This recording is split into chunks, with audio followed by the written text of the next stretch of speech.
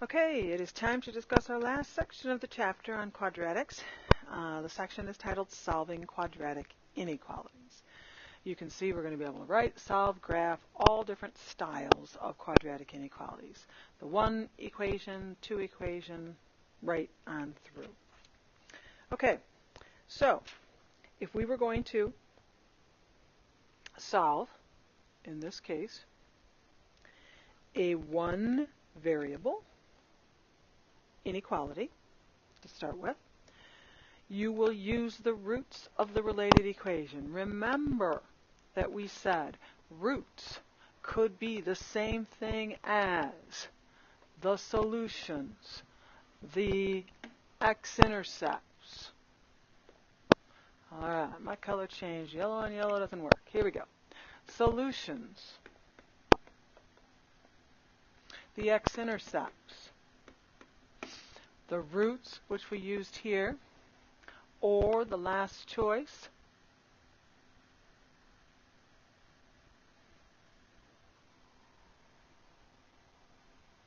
because we had four names for the same thing from the other day. What is that fourth one?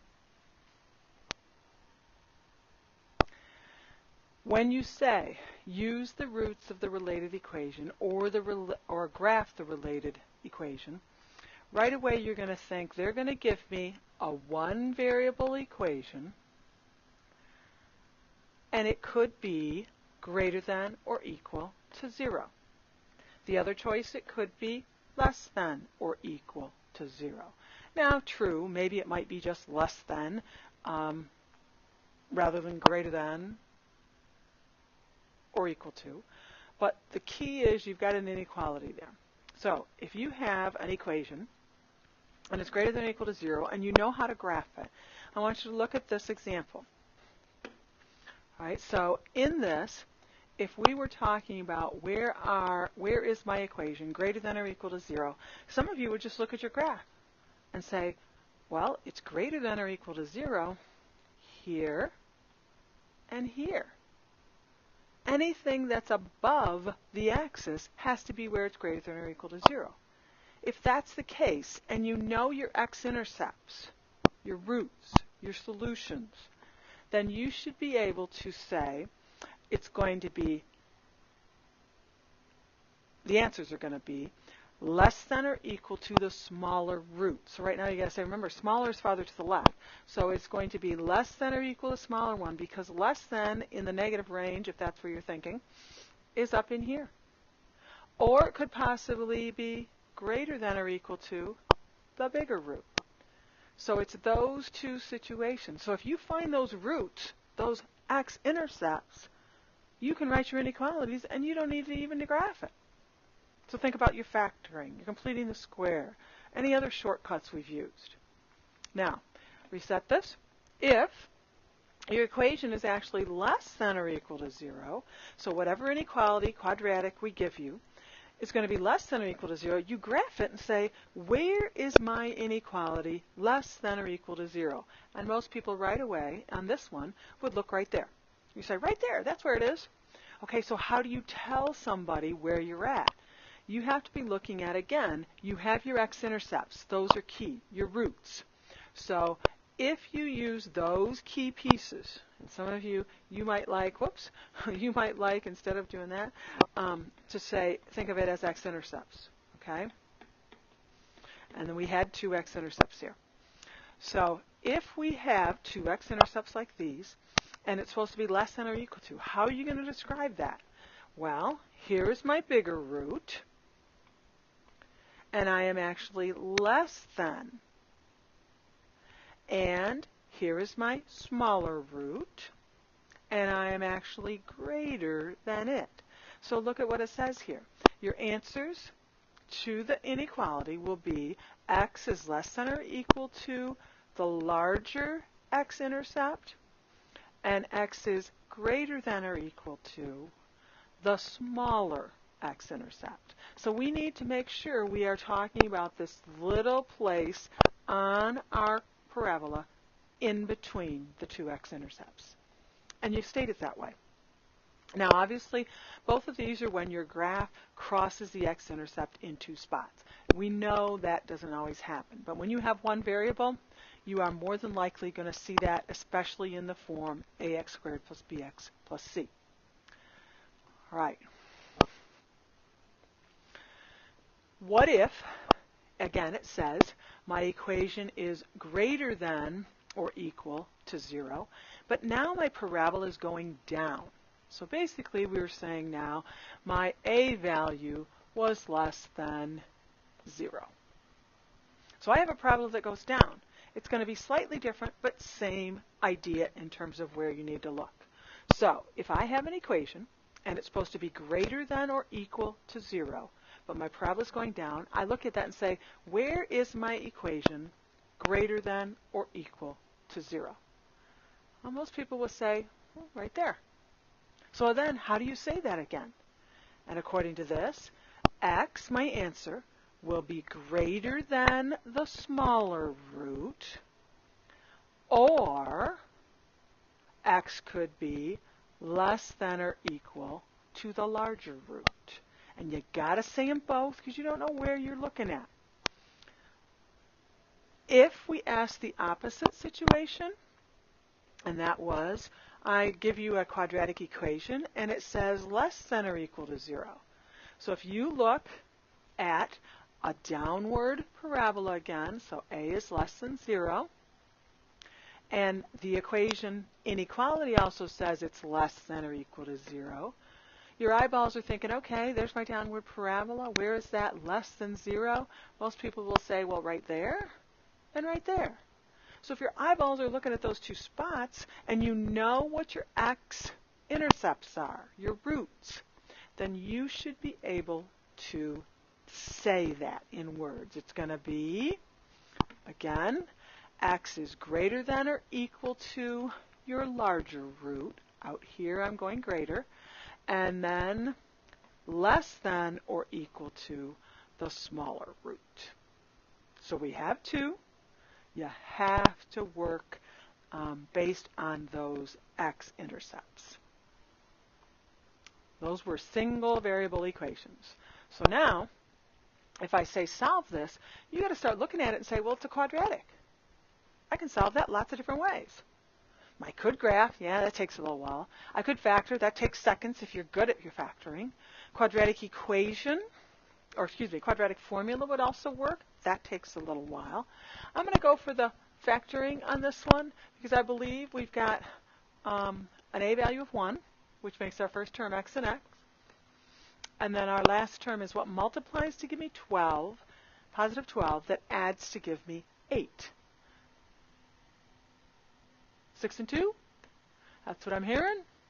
So, and it's got to be negative to give that middle term negative. So in this case right now, I'm looking at my roots, my x-intercepts, my solutions have to be the number 6 and 2. So with that, that's because of the zero product property. Remember, you're thinking, what makes me 0? What makes me 0? That's what you're thinking. 6 and 2 would be those zeros. Those would be your x-intercepts. That would be where the graph crosses, which means now, if we then put that into a situation, what if it is not intersecting in two spots? So I have, as you can see here, a couple special situations. Let's go with them one at a time. If I had a quadratic equation, so that's what I have here on the left-hand side, and it says I'm greater than or equal to 0, but when I graph it, I see that it sits with its x-intercept right on the axis. That means it only has one solution. Well, if I'm looking for the place where this graph is greater than or equal to 0, I'm looking every single spot along that graph. Well, every single spot would have to be all real numbers. Moving forward, what if I had the same thing? My quadratic is sitting over here, and it says I want all the numbers that are less than 0. Well, less than 0 in my mind means start looking for everything that is below the axis. Well, I have nothing that's graphed below the axis, so I have to conclude I have no solution.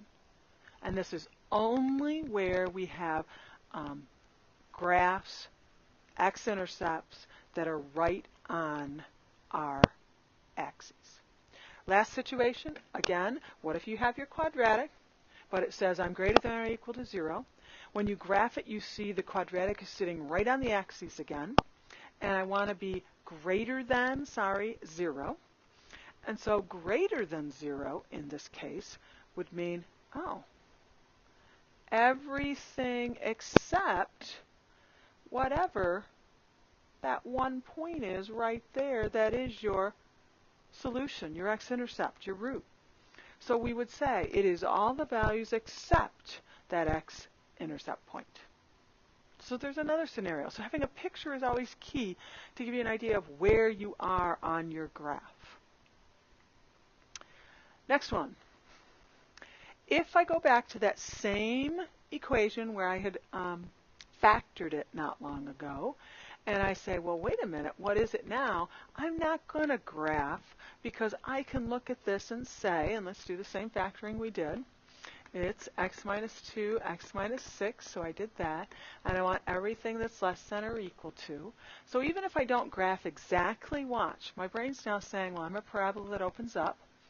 I know that I have a point at 2 and a point farther out here at 6.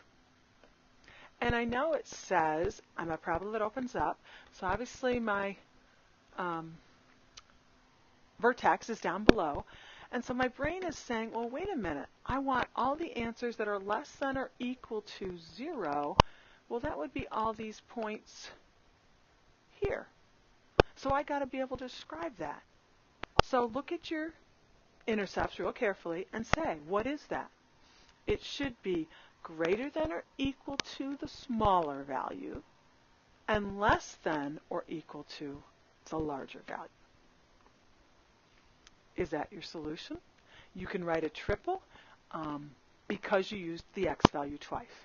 X was greater than or equal to 2, and it was also less than or equal to 6. If your inequality signs go in different directions, it's always good to write two separate. If you wrote this separately, it's not going to make it wrong.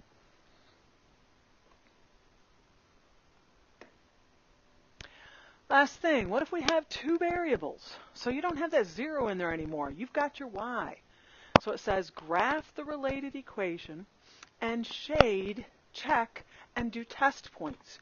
Now if you remember, we've done this prior on other equations when we did test points, etc. So let's go and put this into our calculator. So I'm going to y equals, making sure I got all the old stuff gone. And we have y, you have to do it as an equals first. And quantity x minus 1, quantity squared.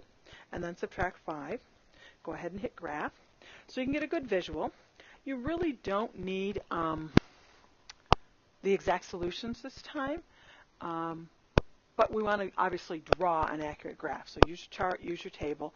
And mine looks something like this. I definitely know it's going up. That a value, whoops, that a value is positive.